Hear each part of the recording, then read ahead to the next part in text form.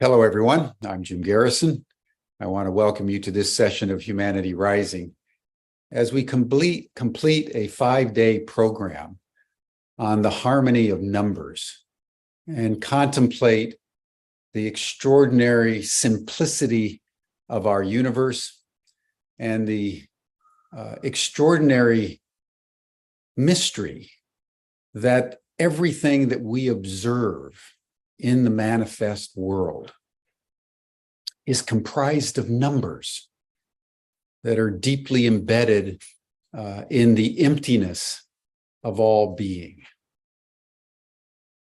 As we begin our program today, I want to provide an update on what's going on in the Middle East, as I have over the last 5 days, actually since October 7th, because what we're witnessing in that region is the preparation and now initiation of war, a regional war that is far more encompassing and far more dangerous than the initial conflict between Israel and Hamas and what was initially called the war in Gaza. Now the United States has deployed not 2, but 4 major carrier groups, including nuclear submarines. In addition to the 101st Airborne Division, 600 additional U.S. troops have been deployed to the region.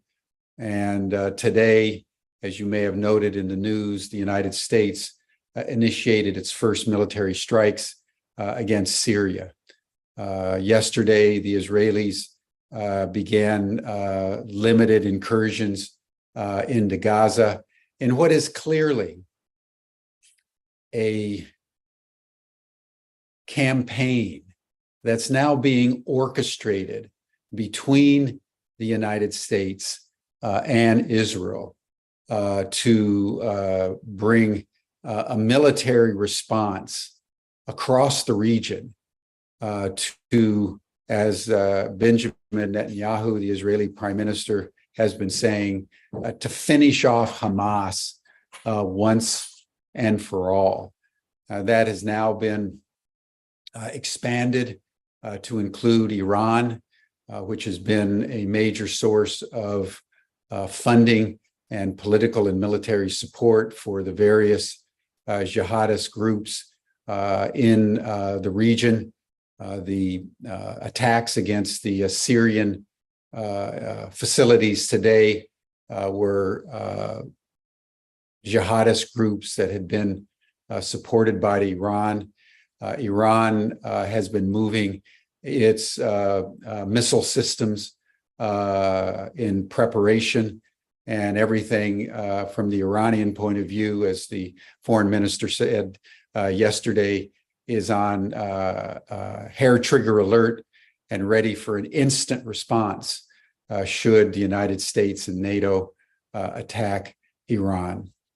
So what we're seeing, everyone, as we observe that area of the world is an intent to apply a military solution to what is in reality a deeply complex and nuanced and layered political, historic, and ethnic situation.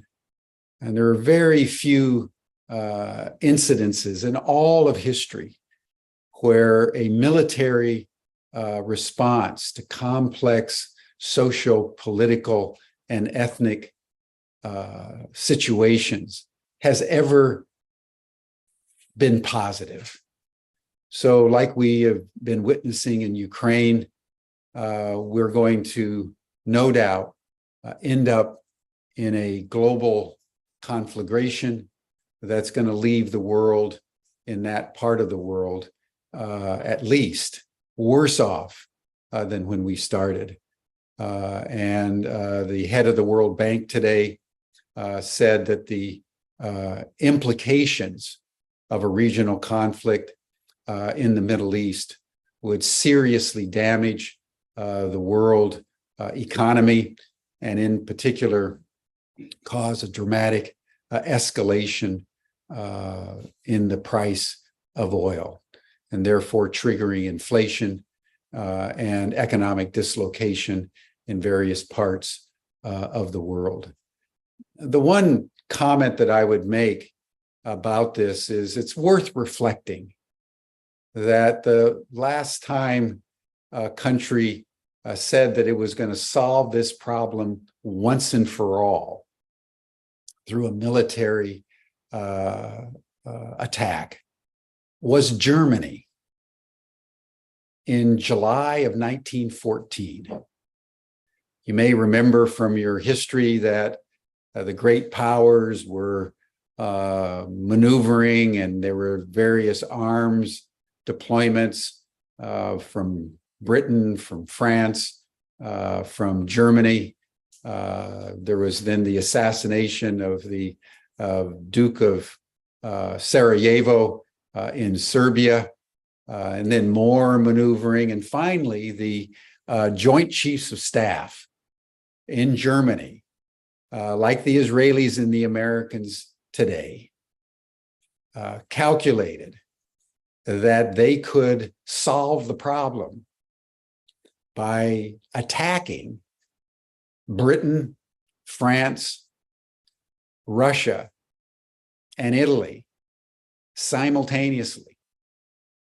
And that, as we all know, led to the guns of August, to quote Barbara Tuchman, and a carnage that lasted 4 years and left over 10 million people dead, and Europe in ruins.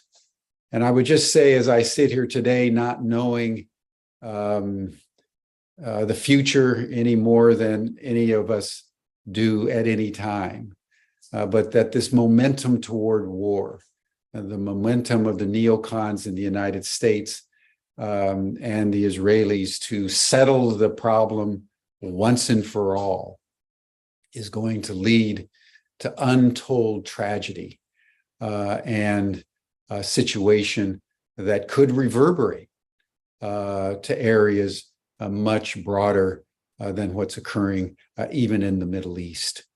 And so we will continue to monitor the situation here at Humanity Rising, but as we always do, against the backdrop of Humanity Rising, and in this case this week, really looking at the harmony that is in the world all around us, from the smallest atom to the greatest galaxy. Everywhere we look through nature, we see symmetry, we see harmony, we see beauty.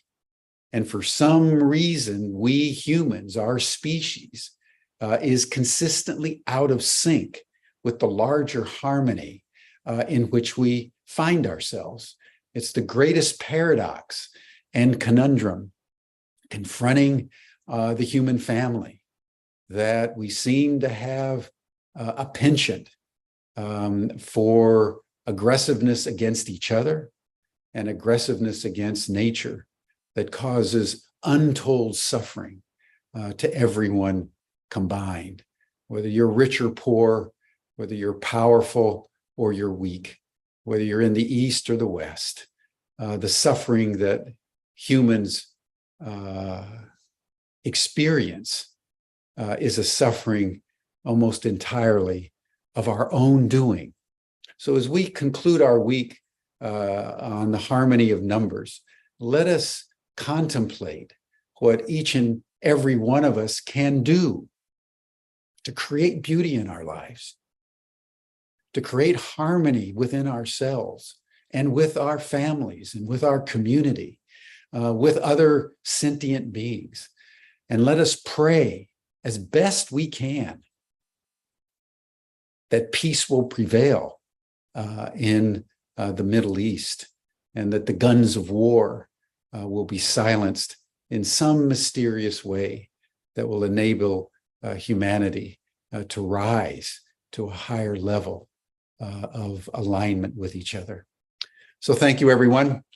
You're all welcome to Humanity Rising. And now it's my real pleasure to introduce Cynthia Bledsoe, one of our graduate students at Ubiquity University, who I have gotten to know with great pleasure, who, when I discovered her fascination with numbers and the healing power of numbers, I invited her to convene this 5-day program. She's a futurist.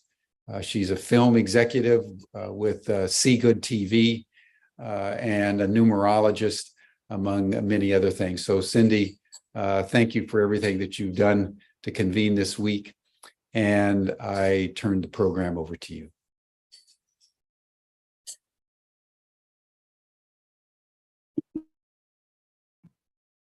Thank you, Jim. Thank you for bringing us into mindfulness about the state of the world, our role in it, and our power to create peace and harmony, which is really intrinsic to the discussions we're having this week, and my intent in bringing it forward to really understand the human potential that we have known and possibly buried for many years, the ancient wisdom that's trying to resurface to us to guide us in this time, and the intention of creating experiences where we can come together and start to form our best selves for the effort of the conscious evolution of humanity.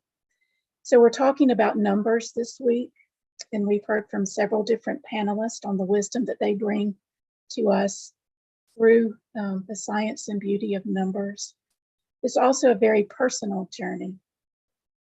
So today, we will approach this in a little bit different way, in that today the producers of this episode happen to be you, the audience members. So we're here to talk about our work and our life experiences and the things that we still wonder and dream about. So this is a very co-creative session where all of us are both students and facilitators of the learning. But in doing that, we would like to offer it also as a culmination of the week's journey. So I'll revisit that a little bit for those of you who were here as a reminder, and those of you who perhaps are just joining us for the first time today this week. So the first day on Monday, the 21st, we took an overview of harmony in the universe. And then I took a deeper dive into the Harmony in Education project, which is a beautiful education program offered in the UK. It was started by a teacher and school principal type role there after being inspired by a book written by King Charles by the name of Harmony, in which King Charles, then Prince Charles, began to study harmony as a way to design the systems that we work within. And I mentioned on Monday how so many of our systems are broken, and you can feel and hear that in the introduction each day that Jim has offered to us. I focused on education on Monday, but our governing systems, our healthcare systems, they all feel very severely broken. So we've outgrown them, is what has happened. And it's up to us to jump in, stand in, and recreate systems that are more in harmony with who we are. And it's only in that new space can we rise through this to get through it, and then rise above it, and hopefully create a thriving state of being in the world together. But then on Tuesday, we had this great presentation by the Geophilia Institute, where we were able to consider conscious architecture. How do we actually create and build spaces that we live and work in every day to further harmonize our best sense of well-being so that we can fully project the true essence of who we are in harmony with each other and with nature and with the cosmos that we live in. We took a deeper dive into personal numerology on Wednesday. We started to understand the frequencies of number, the individual numbers that present throughout the universe, 1 through 9, sometimes in combination with one another, and understanding that each of us kind of enters this life through a vehicle of a singular life path number that is a divining principle for us to work through in each lifetime to bring in greater harmony. It's through that number that we find our greatest life's calling, we find our unique genius there, and we offer ourselves in partnership to others through the guiding force of that number. That is the unique wisdom that we're here to offer. And yesterday, Suzanne Blons, the beauty shaman, led us through the expression of personal beauty and wellness transformation through the study of beauty and harmony in the universe. So that's where we've been. So today we would like to open up the floor, bring on our panelists, and if we could bring everyone on together, that would be great. If you'd like to open your videos, Suzanne, Dr. Lydia, and Arturo, that would be wonderful at this time. And we'll open it up for questions and answers, and unmute yourselves when something comes up. So please start to put your questions into the chat, and Jim and other members of Ubiquity as well, if you have questions or topics that you would like to revisit in a more deep manner than we were able to on the panels, please jump in and ask your questions. So we'll be looking for those. One of the things we ran out of time for earlier in the week was a personal numerology reading. So I would like to offer at least the contents of what you might expect from that if you desire one. I certainly could offer that to you. There are many other people who do similar things. One resource I would offer is World Numerology, which is a great website. I use the professional software version of that to calculate the algorithms after I studied the longhand version, just to make it simpler and easier. And then what I do that's a little bit different, what I offer is actually intuitive numerology. So I combine a layer of intuition into your current situation and your possible potential futures as a result of your traditional numerology reading. So it ends up being about a 40 to 46 page report with lots of numbers and lots of explanations. But then I join you in person and we have a private conversation to kind of walk through the meaning of those things. But it definitely starts out with your life path number, that driving force, and kind of talks about the different combinations. And if you see a number repeating itself a lot through your chart, we talk about what that means. We break down bridges. So someone asked me in a chat this week what a bridge number was. So a bridge number appears kind of in between those places where you have life challenges preventing you from getting from one place to another. So those bridge numbers help you navigate your challenge spots. And there's a certain frequency for that. Think of it as a strategy. So within the numbers of our numerology chart, we're actually given hints into the strategies that we can take for those numbers that challenge us. So one of the questions in the chat is, can someone recommend a pendulum to go with the pendulum book mentioned yesterday? Suzanne, do you remember the pendulum book mentioned yesterday? Yes, I just thought I would put a link. I'm just going to it now. So I'll put a link to the pendulum book. And any pendulum, if anybody has any more information on this than I do, it's fine. I actually don't know a huge amount. Well, I know a little bit, but anything works, like just a necklace or something with like a little dangly bit. So it doesn't have to be like, you don't have to go out and make a huge purchase on some actual pendulum. But I have one, I have like two of them. So anyway, I'll put a link right now. I'll find it. I have a lapis lazuli pendulum with me today. I use it frequently. I actually use this in the intuitive reading version of my numerology. And I'm sending it a yes right now. And it's showing the yes. So when you purchase a pendulum, it needs to be programmed for your energy in order to read the way you want it to. So you can divine it and decide what you want the symbology to be for yes, the directional. And now I'm going to ask it to show you no. And you'll see that it changes direction immediately because that's how it's programmed to answer my yes and no questions. So that's the basics of how that works. So I have a interconnection with the energy of this pendulum, and this just happens to be lapis lazuli. You know, choose whatever you're called to. And as Suzanne was pointing out, it doesn't even necessarily have to be, you know, something from the crystal realm. If you have a connection to something, you could use it in a similar fashion. Well, I'm holding it with 3 fingers because of the energies that I'm aware of with 1, 2, and 3, and these different digits of my fingers, because to me that gives me a clearer reading. And thanks for that link, Suzanne, for that pendulum. I'm wondering if this ever comes up in the work of Dr. Lydia and Arturo at all. You mean generally about pendulums? Yes. Yeah, okay. In our work, we have, like in our or both of our experiences and in our trainings, we have both gone into radiesthesia for several things, including reading a location.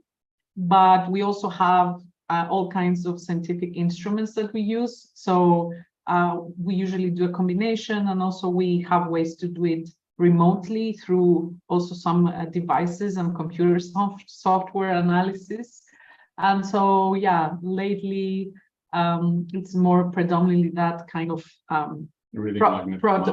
protocol that we have put together after many years of my research and my PhD, which includes like reading specific maps and things like that, like magnetic maps and faults and things like that. But radiesthesia is an excellent tool for someone that feels the resonance. It's not for everyone, I think. I'm not saying anybody cannot do it. I think everybody can do it, but it's if you feel the attraction and the resonance to do it. And of course, there are pendulums.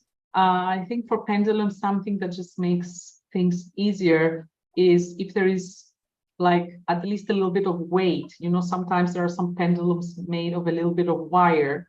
And I'm just saying something practical because the pendulum itself, and I have found actually a lot of literature on that, it's actually magnifying our own micro movements in our body, including we are receivers, so our body has reception of, I'm talking now about the geomagnetic fields and the different earth fields, right? I'm not just talking in general. Of course, you're using it intuitively, and again, it's catching up like muscle contractions in our body because our body has received some signal, and that is magnified when we're holding that pendulum. It's magnified through that micro contraction of the muscle is amplified through the movement of the pendulum. So usually with the pendulum, I think it's easier when it has a little bit of weight, like the one that you showed that is made of stone rather than something, I mean, anything can be used, but something that is super lightweight will not be as practically easy, I think, to just show that amplification. And then, of course, you can use dowsing rods and L rods and use sacred geometry on them, you know, L rods that are based on the golden ratio. And there are like different kinds of antennas that are not L, they're just straight, like the biotensors. There are many. And I think it's nice to explore different ones and feel what really resonates with you if you are interested in like looking into that. You want to share something? Yeah, we have explored, as Lydia said, like from because science, there is subjective science and there is objective science. So both have part of reality. So what we have seen that radiesthesia is mainly our body acting as an amplifier. So everything else is not like the pendulum will move by itself. We are moving it with micro movements. And what we have seen is that, unfortunately, this is very influenced. Like, for example, when we are trying to read where is underground water, where is, you know, like a fault, you know, the invisible part of a plot of a land, it will influence whatever people believe. That's what we have seen. So actually, that's why we back it up with science, objective science, with some measurements, with devices. Because sometimes when people want that something is there, they will actually move it. Unconsciously, of course. So it works a lot, but we have seen that it's sometimes not so easy to be like really Neutral. neutral, not wanting, to have like a response. We have seen also amazing people, like they can really read the objective reality in an amazing way, but there are a few. And also I think that we need to turn the light on. I think that it's also really important that when somebody does any kind of radiesthesia, it's really important to be in the best kind of aligned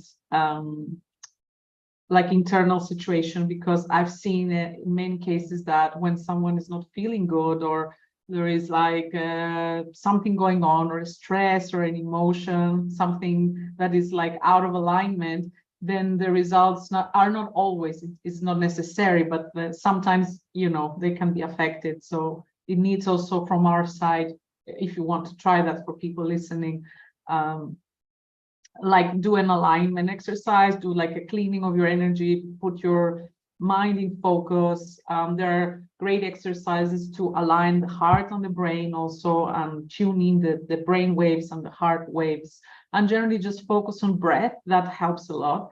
And of course, as in everything, I think focus is a great tool, like our ability to focus our thought, our intention, our energy for anything that we want to do. I think it's a great tool. It was interesting that some people are suggesting the use of common items, which I hadn't really thought of before. One of our audience members uses a tea bag. So that's kind of interesting. I was interested in the way you were describing the integration of muscle in the body and how that might come through. And Suzanne mentioned muscle testing yesterday. Suzanne, can you speak about muscle testing a little bit more and how you use it? So there's different things. I mean, you can do, like, I'm sure you guys probably know more about this. I mean, I've been more a fly on the wall learning this stuff, but you can ask. Yes, there's yes and no.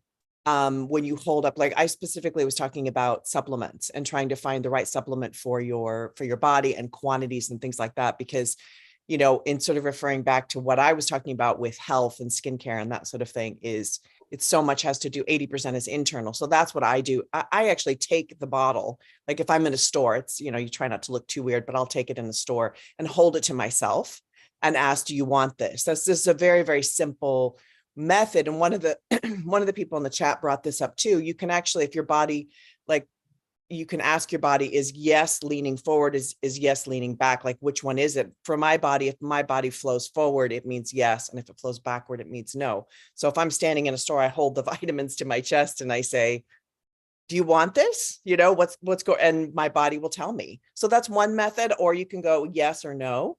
You can also bring out your pendulum. I've done that. I actually go, one of the great strategies I learned from Gian, I put her she's a personal friend. I put her in the link, but I will touch the screen because I have a naturopath. So that I have like all my vitamins and, I'm like really into this. I'll touch it and then say yes or no. And then quantities. Do you want 1 a day, 2 a day? Because my naturopath puts what she thinks. And then I kind of take it from there. But I mean, I've been doing this for a while. I think if you don't have a real understanding of your body, or you're not really tuned in, it can really kind of not be the best thing, or you don't really know what you're dealing with. But I think as you practice, and I think, I'm sorry, the couple that just spoke, I agree with you, is that there's a lot of other factors that come into it. So I just think it's important to ground and clear, and like all the points that they brought up as well. I think that's really true for figuring this out. Yeah, I'm really hearing and feeling strongly just the importance of relaxation into all the practices of everything that we're learning today and how we integrate them. And I know even before I pick up a pendulum, I meditate first to relax and try to, clear my mind, my body of anything that might interfere with the wisdom I'm seeking. And, it's not just a good practice every day. It's very intentional to allow us to have the clarity that we're looking for, right? So I think these are all excellent examples of how we kind of come into harmony within ourselves first, to then become in harmony with our environment and ultimately understanding our place in the universe. Our bodies are an entire universe.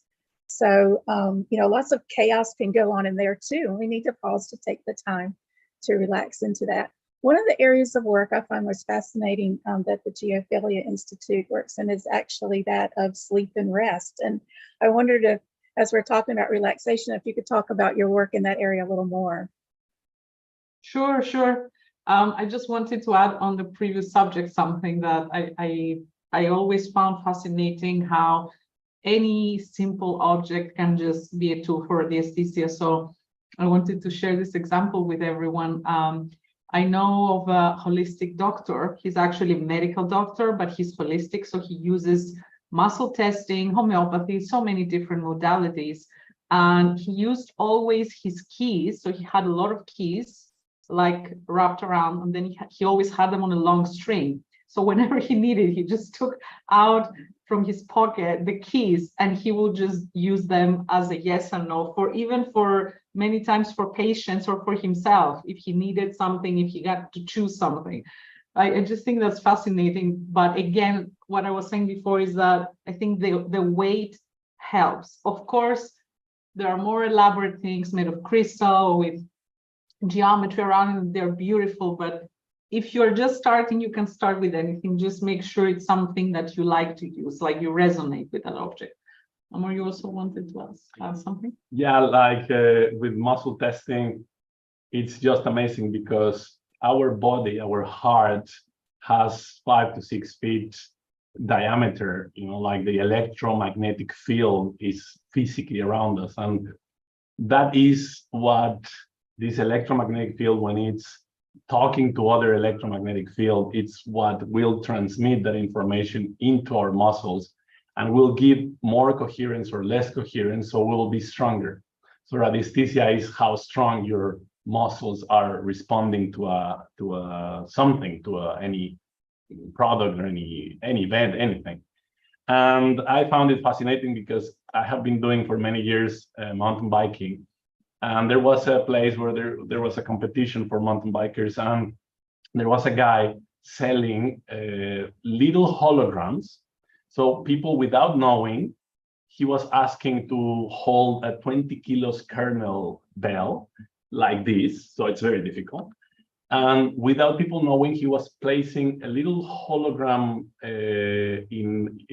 for kinesiology here in next to in the base of the neck. And they were holding 20 kilos kernel bell without realizing that he was putting this fractal hologram there. And then he was taking out, and they didn't have the strength. So this sacred geometry, all this fractal geometry, that's a very easy way to know how to measure it in terms of the strength of every person. Okay, then regarding sleep,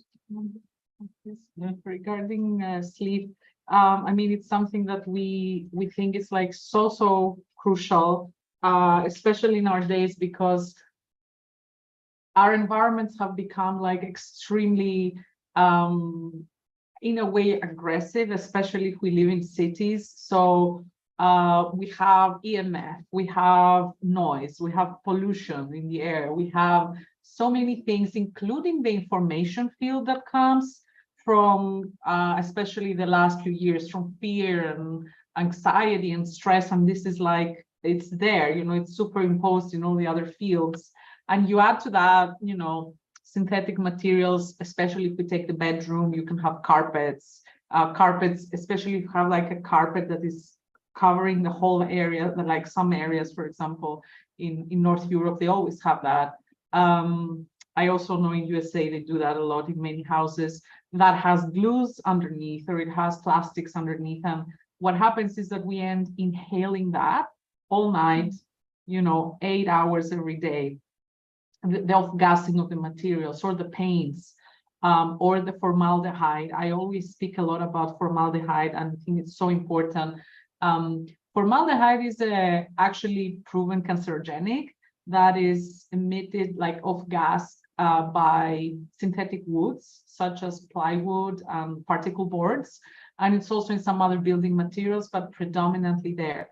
And so nowadays, because it's so much cheaper to make like your bedroom closet, right, for clothes made out of plywoods, Most houses now have that. In the past, everything was made with solid wood. And now, because of that competition, it has appeared that solid wood is more and more expensive, whereas in the past, it was the only solution. So there was no cheaper material to compete that. And so that's a big thing, because again, the off-gassing of formaldehyde from a wooden furniture can last up to 10 years. And especially the first 6 months, 1 year, and up to the first 3 years, it's like a lot. Like the majority of it, of course, goes through the first 6 months or 1 year, but it still will keep off gassing at least for 10 years. So of course, if you have something that is more than 10 years old, you're most probably good. But what I'm trying to say is that all these things have solutions, and this is what we have been researching so many years with Arturo, to find firstly solutions also for ourselves, because there are some times that we haven't been able to use solid wood or whatever aspect, or we have here in Greece, we are in an apartment that it's already done. In Mexico, we built our own house, of course, with sacred geometry, with all the natural materials. So we had all the freedom. We are in the forest. We live off grid, by the way, there, and we are building up a community slowly, but sometimes we don't have, and also sometimes with clients, there are no options. So we have, for example, there is a special varnish that you can cover if you have like a new built closet, or especially in the bedroom. I think every area of the house is important, but the bedroom is the most important. So that covers that. For example, using low or no VOC paints. That's really important, because again, volatile or organic compounds are very problematic for our health. Again, when we are breathing them in all night, EMF, artificial electromagnetic fields of all sorts. Now we have Wi-Fi, 5G antennas, and so much going on, and it's more and more. So there is solutions for that as well, to make sure that our body is not so overwhelmed and saturated with stressors, and so it can kind of shut down properly as it should at night, to be able to do the regeneration and self-healing. Because all these stressors, what they do is that they keep our system up, because the system is saying, oh, I cannot turn off completely because I have to manage this stress.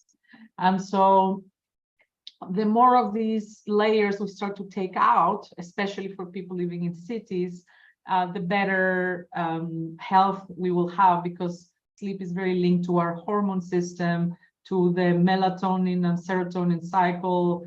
It's so important for self-healing and the immune system. And so, yeah, it's something crucial for our health, I think, now more than ever. You reminded me how important it is to understand what type of environments that you can thrive in. So, for example, having lived in a rural area for 15 or 16 years, for a 2-year temporary period, I moved into a high-rise in an inner city area, and I was so conflicted, and I was physically ill the entire 2 years, and I could never adjust. And I started to try to clean up my environment, and I did feel that the outside air wasn't as clean, so I didn't want to take a walk always. And I found myself driving back out into the rural area to get outside and do some exercise. And it was only then, that I felt like I could come into more balance. But I never felt completely balanced living in that environment, because it just wasn't what harmonizes me.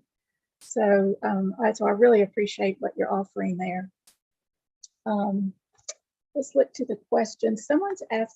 Marie's asking, does anyone know why in flower arrangements or design, there are a few examples of uneven numbers that express balance and harmony rather than the even ones?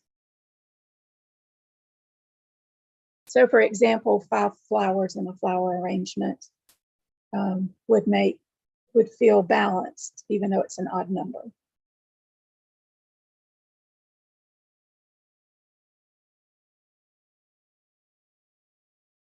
Question. Obviously. Did you want to say anything? I'm sorry. Do you want me to repeat the question? If you can, but I'm not sure. Yeah, So the question is why often this person is perceiving that in design, what's considered good design that brings forward harmony, that it's odd numbers of things in a collection, as opposed to an Odd even numbers. number of things in a collection. For example, in floral design, Or 5 is considered a harmonic bouquet as Mm. opposed to 4. okay. Okay. That's a good question, actually. We've never been asked this question like that, but I find it very interesting. What I can say, I mean, Arturo can add his own opinion, but from my side, having studied as well Chinese medicine, feng shui, and other ancient wisdom paths that are for design, explicitly for design, and also in sacred geometry, we have the same. Different kind of numbers have different qualities to them. And to begin with, we have the even and the odd numbers, where the even numbers are more feminine in nature, and the odd numbers are more masculine in nature. And so personally, I would not say that one or the other is more harmonic per se, and it all depends. There are many factors that, for example, in the way we design, we will choose that or not. But to begin this, I will just give a very simple example. It depends what kind of function is the room in. Is it a more relaxing space? Is it an activating space? So one way to choose would be in between. Is it a yin space or a yang space? If it's a bedroom, I would definitely use like even things. And always we recommend for bedrooms, to have 2 exactly the same nightstands with the 2 same lamps, and everything is in pairs, because you have the bedroom and it's like your masculine and your feminine aspect. So we want that symmetry and polarity in between the two. And then, of course, there are areas like an office or a space that we wanted like in a very yang environment, and we want to be activated and full of energy. And that's a place that we will use the even numbers, the odd numbers. So, and there are even more details on that. Then you go into the solar orientations and what direction, and there are so many things. And also, if it's a house of a person, we do their personal analysis. So from there, we know their 5-element chart. And if they need an element that is very yang in nature, we will pick a lot of things like that in their own house design, and vice versa. So that's what I can offer from my side. I don't know if you have something to add. Totally. Yeah. Totally Because agree. he's the sacred geometry expert, so he has something else to add. No, I totally agree with what you said. Yeah, it's just different energies, and many times we get asked this question, oh, is this better than that, right? Like the truth is they all have different qualities. It's not about better. It's like saying, are men better than women? It's just there's no comparison. We're just different. We have different qualities. Yeah, what I have realized is that, for example, when you have different types of geometries, and that we have this question a lot. What is the best geometry? Yeah, we always get those like questions. From sacred geometry standpoint, like what is the best geometry I can do my house?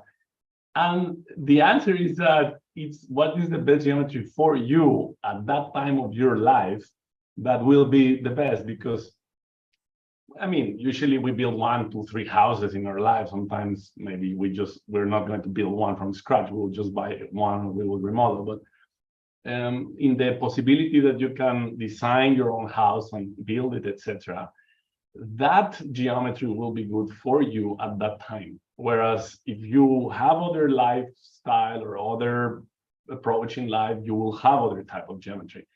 And that we cannot say like pentagon is better than hexagon or something. It just have different properties. Exactly. Yeah, I really was focusing in on the distinction you were making between the masculine and feminine energies coming from the standpoint of the numerologist. The odd numbers are masculine, they're manifesting numbers. So considering the purpose of the bouquet, is it going to someone who's ill that's, in recovery, trying to rebalance and rejuvenate? You might do that bouquet a little differently. Maybe it's a bouquet to award someone for a significant achievement. That might be structured a little differently, both in color and in number, that would give an essence and a feeling of that gift to that person. So, but often, you know, we then on the other side, the even numbers tend to be more nurturing and feminine. And I do understand the question about understanding floral design, especially of the 5. And there is some order to the chaos that's coming through there. So 5 is actually considered a chaos number, yet the strategy and the opportunity of the 5 is for us to bring order to it.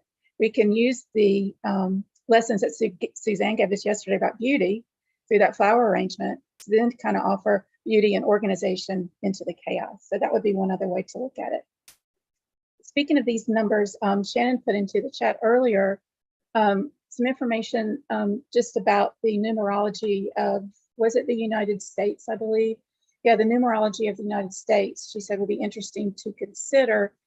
She puts a link in there of the resource I mentioned earlier, worldnumerology.com. Again, I'll use the professional version, but there's a public-facing version anyone can use. You can go there very easily to calculate your life path number, get a simple chart, and you can just consult me if you would like a deeper explanation of it and get the intuitive reading. She's asking specifically about the birth number of the United States, and that it does in fact carry karma attached to it. In fact, 2 people I'm going to be doing insights into their readings in the after chat today. I will ask them if I can share their karmic numbers, because both of them had karmic numbers in their reading. The karmic number of the United States happens to be 14. The digits 1 + 4 = 5. There's that 5 chaos number again, specifically for the United States. And as I'm saying this, think about what you already know to be true about how the United States was formed and organized, and the struggles with power that this country went through as it progressed across our timeline.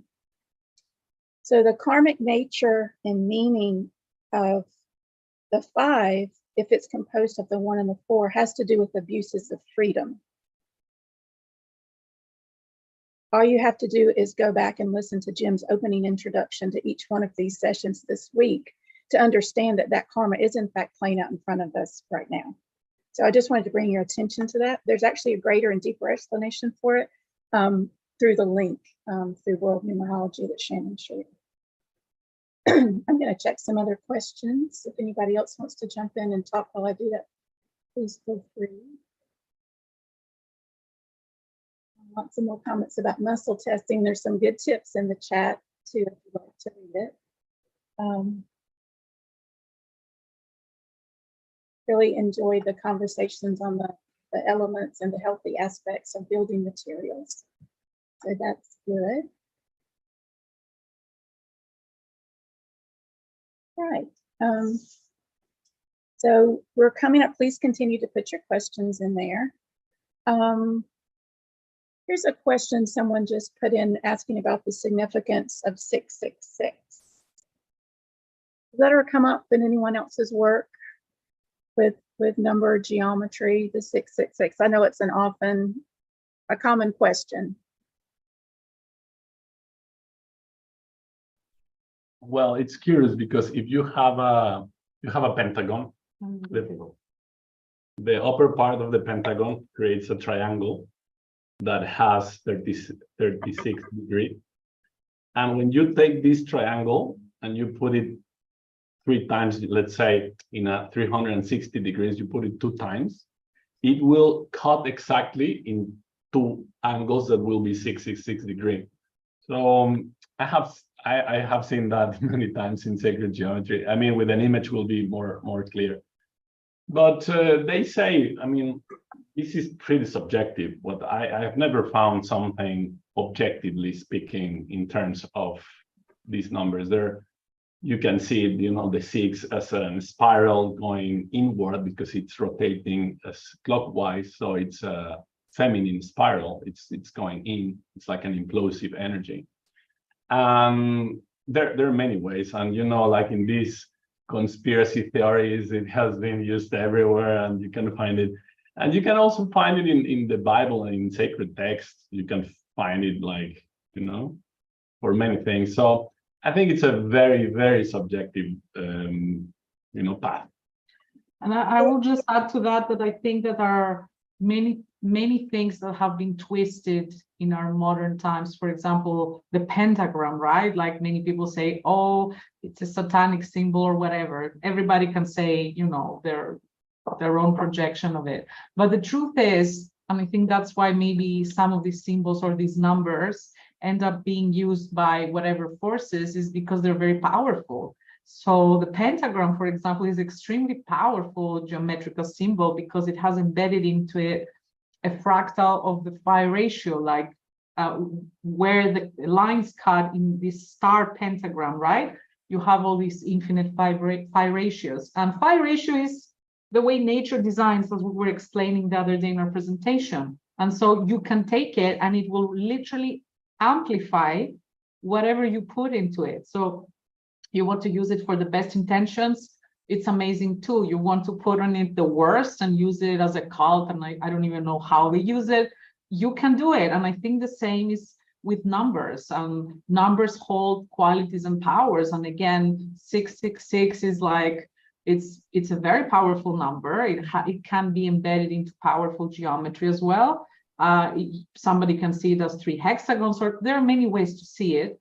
And also there are words, there is also gematria from ancient Greece, where, you know, words, when you actually, that was kind of mainstream in ancient Greece. It's not like a modern idea that we have, because in ancient Greece, we use letters for numbers. We didn't have the Arabic system. So you can literally take the letters of words and sum them up. And I don't remember now by heart, but I have some books on it. And there are very important words that come up to 666, which is really amazing. So again, I think anything can be used for anything, like numbers, geometries, you name it. That I think is really important.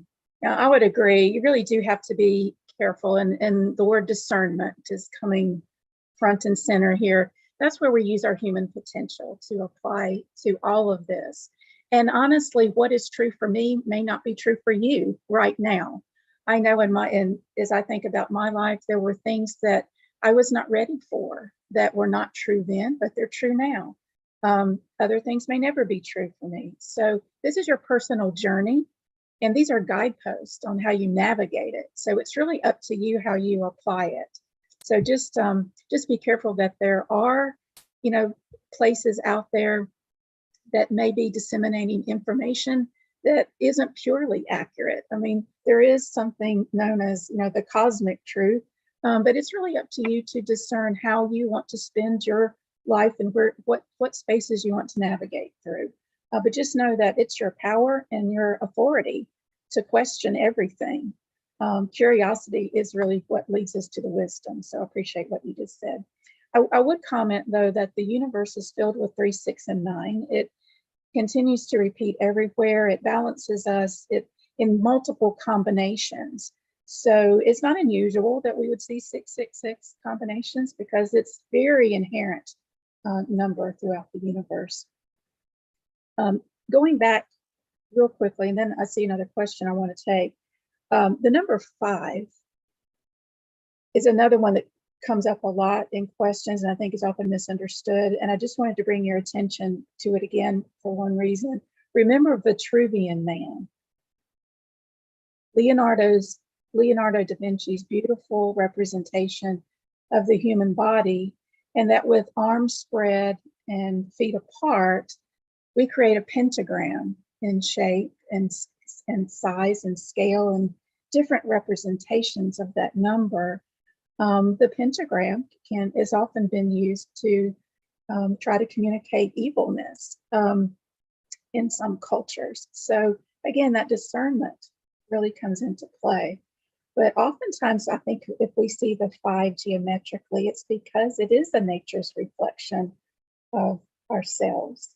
And it does have a very soothing, balancing feeling. So again, I'm just showing practical ways to use your discernment about what your personal relationship to number is. And that really comes into play when you're designing your own surroundings.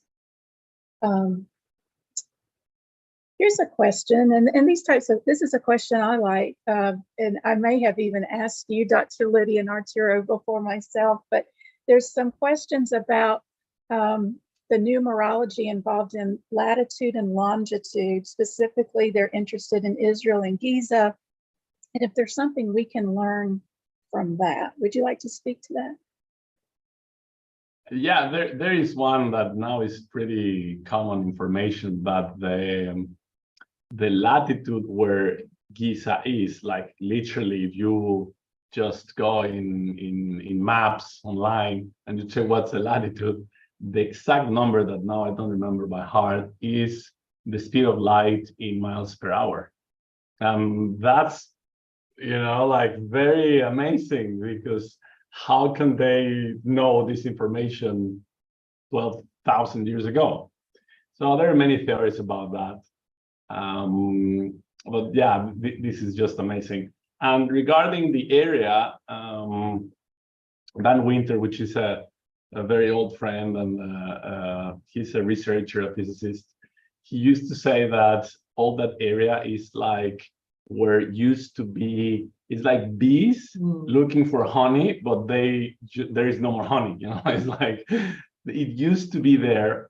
What he explains is that area used to be a very high level of technology, but actually very high level of civilizations with high level of technology, pre-cataclysmic era. And in that area, people still gather because they try to keep looking for that energy, but there is nothing there.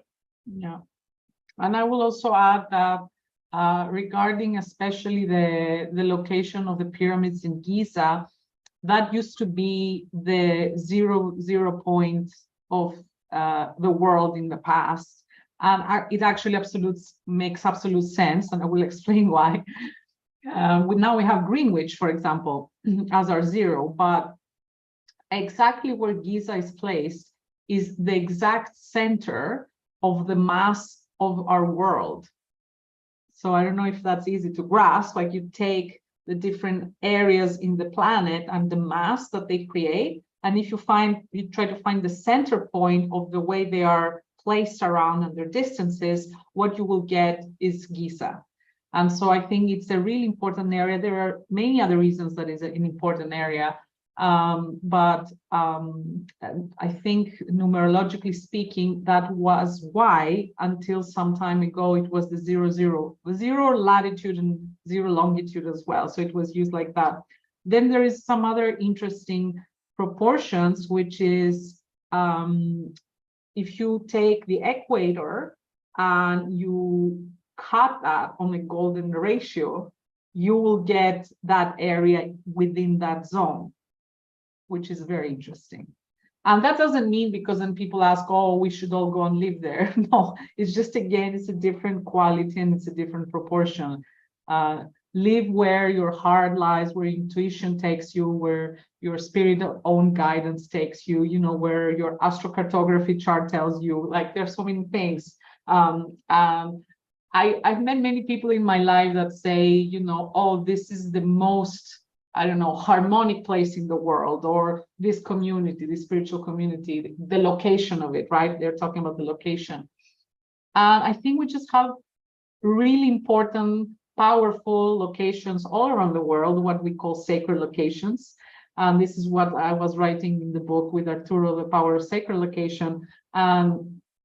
Of course, there is no one, but there are some that are just very powerful. And I think Egypt it had all that because it was, in my opinion, at least, it was given this advanced technology that the pre-cataclysmic civilizations had, and they kept that knowledge there. So it's one of the few actual, let's say,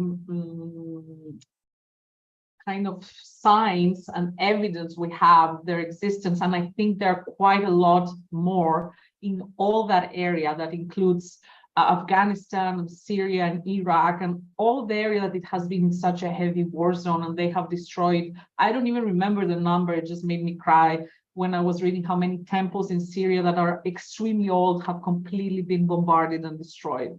So I think there is a piece of the puzzle to that, but that's what I can offer. That's beautiful. Thank you for that. And it resonates with me deeply. I definitely was drawn to where I live currently through intuition. And I immediately felt at home here and in harmony with this place, and realized that actually it truly is where I'm supposed to be. And actually everyone in the household felt that way, although we had little to no experience with this location before. We hadn't visited it before, only one time, decades earlier. We didn't know anyone here. We were just drawn to it, and I'm just having a beautiful life here. My background in energy medicine is with Sakim Sakim healing, which was channeled in the Great Pyramid of Egypt. And I have very strong Egyptian leanings and connections in my life. And it was interesting to me to discover after I moved to my current home that I'm much more aligned with latitude to that place than I was. And, to me, I'm curious in researching and discovering if that does give me some sense of home or comfort, to how I'm living my life. I wanted to give our panelists a big thank you from me for joining me this week and for offering your wisdom. I certainly learned a lot from each of you. Each time I have an interaction with each of you, I learned something new, and really wanted to thank you for being here, and also wanted to give each of you a chance to just restate your offerings really quickly while we're all still here together, and let us know your websites so we can all stay in touch and continue this journey and education together of co-creating the wisdom through the harmony of the universe. Who wants to go first? Suzanne? Yes, this has been great. This has been very educational. I've loved listening to you. It's to everyone. It's been fascinating. I find all of this wonderful. So lovely to meet everybody virtually. And of course, for the audience, hello. Thank you for listening to me yesterday. And I'm at thebeautyshaman.com. And I'm also on YouTube at The Beauty Shaman, and Instagram and Facebook. Everything's The Beauty Shaman. So I basically sell skincare products, and I also do a lot of coaching, which I integrate spirituality into my coaching to help you look and feel wonderful. So very nice to meet everyone. Dr. Lydia?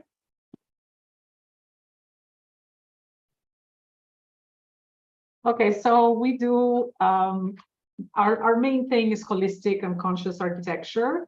So we design spaces, new buildings, existing buildings we can redesign, an existing apartment or whatever it might be, or we have done projects like redesigning a whole building to turn it into a healing space or a spa. We can do hotels, houses. It's just a system that we have created, which we call the Geophilia design system. There we integrate the energy of the particular client, we read the location, and then we integrate sacred geometry and all these other things. So you can read all about that in our website, geophilia.org. We will just place it in the chat.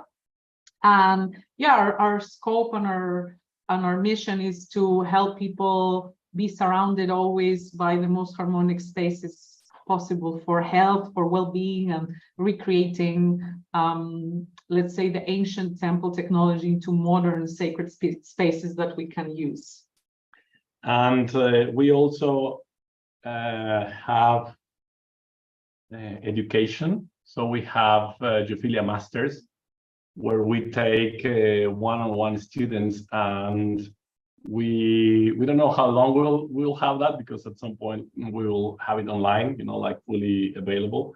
But we like that interaction. We go very deep into the education process, which is just amazing, because we have seen so many people transform with this knowledge, not only the knowledge for architects or designers, but the knowledge of how sacred geometry is embedded in the internal subjective world and in the external objective world.